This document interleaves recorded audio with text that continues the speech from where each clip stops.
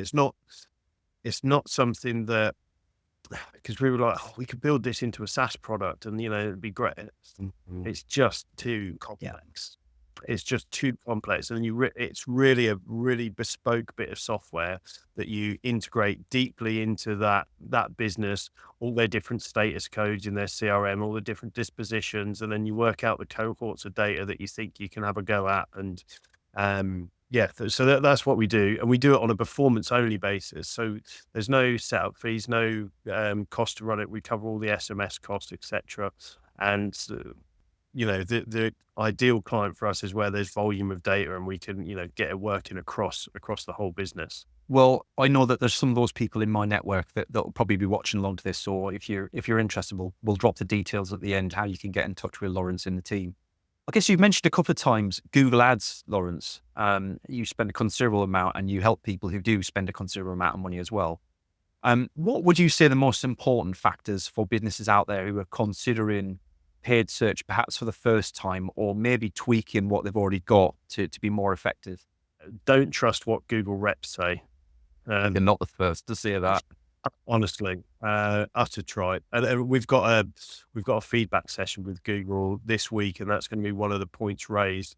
And the most frustrating thing is the recommendations, all the time, which is spend more, increase your target CPA, go broad. Now that sometimes works, sometimes definitely works. But so if you're going into Google Ads for the first time, one, understand that the first 3 months of a new account is data acquisition. You're not going to hit a home run day one. You're acquiring data and maturing the account. So we like to think of it as a hockey stick, right? So you're investing in data for the first 3 months. That's all you're doing. Um, so yes, you're going to generate leads, but the real value comes from a mature account where you've got your negative keywords sorted. You've got your target keywords in the right order. You understand how to scale it, and that might be through going through a broad campaign. Your offline data is coming in, so that you can see what's actually working in platform. Um, all of these things that you sort of need to tick off and we've got a Google pre-flight checklist.